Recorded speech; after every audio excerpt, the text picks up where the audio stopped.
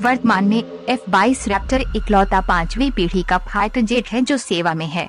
रूसी पाकपा और चीनी J-20 और J-31 ने अभी तक सेवा में प्रवेश नहीं किया है।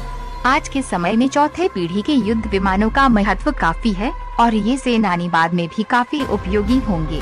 वास्तव में ये लड़ाके पाक का J-20 और J-31 के आने के बाद भी कुछ समय के लिए सही उपयोगिता में बने रखेंगे और इन विमानों में फ्रांसी डसॉल्ट राफेल बिना किसी संदेह के सबसे सक्षम और सबसे घातक है।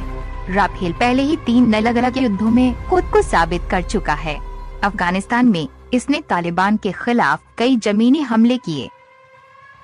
लीबिया में इसने सफलतापूर्वक 1960 के दशक के पुराने सोवियत वायु रक्षा प्रणालियों में कद्दाफी की व्यापक रूप से अप्रचलित हो गई और उसके शासन के खिलाफ लड़ाई का नेतृत्व किया। हाल ही में माली में राफेल ने इस्लामिक विद्रोहियों के खिलाफ हमले करने के लिए लंबी दूरी तय की।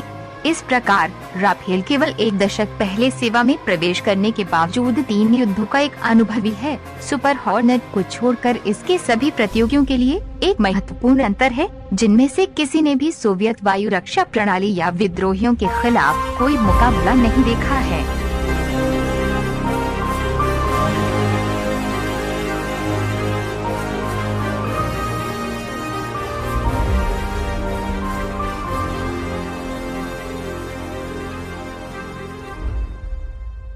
राफेल अपने किसी भी प्रतियोगी की तुलना में अधिक आयुध ले जा सकता है। वायुसेना के वेरिएंट में 14 है और नौसेना संस्करण में 13 हार्ड पॉइंट हैं।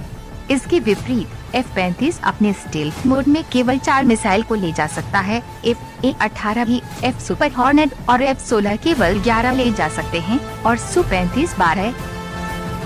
हवा से हवा में मार्च करने के लिए राफेल की 2 प्रमुख मिसाइलें माइका और मिट्योर हैं। माइका 80 किलोमीटर की मामूली सीमा के साथ लघु और मध्यम श्रेणी की लड़ाई के लिए अभिप्रेत है और इसमें विद्युत चुंबकीय और रक्त दोनों तरह के साधक हैं। 160 किमी रेंज वाली meteor radar guided long range ramjet powered missile है जो अमेरिकी अमराम जैसी है। मुख्य अंतर मिट्योर का रैमजेट इंजन है। फ्रेंच मॉड पहले ही 280 मिसाइलों का ऑर्डर दे चुका है। राफेल का उपयोग विमान वाहक आधारित लड़ाकों के रूप में किया जा सकता है और इसमें सुखोई जैसी परमाणु हमले की क्षमता है, जबकि यूरो फाइटर का नौसैनिक संस्करण अभी भी विकास के चरण में है। राफेल को तार्किक रूप से और परिचालन रूप से मिराज 2000 के समान होने का लाभ है, जिसे भारतीय वायुसेना पहले से ही संचालित करती है। इसके लिए भारतीय वायुसेना के मौजूदा बुनियादी ढांचे में कम बदलाव की आवश्यकता होगी, जो बदले में लागत को कम करेगा।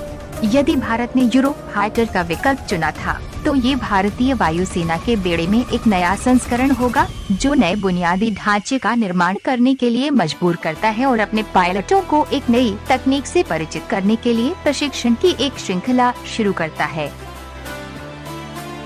100% फ्रेंच होने के नाते राफेल प्रौद्योगिकी हस्तांतरण के मुद्दे पर अपने प्रतिद्वंद्वियों पर डसॉल्ट को एक अलग बढ़त प्रदान करता है।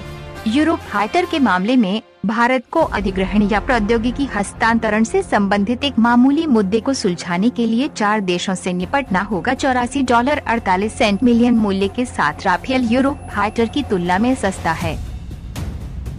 चयन के पीछे राजनीतिक कारण भी है।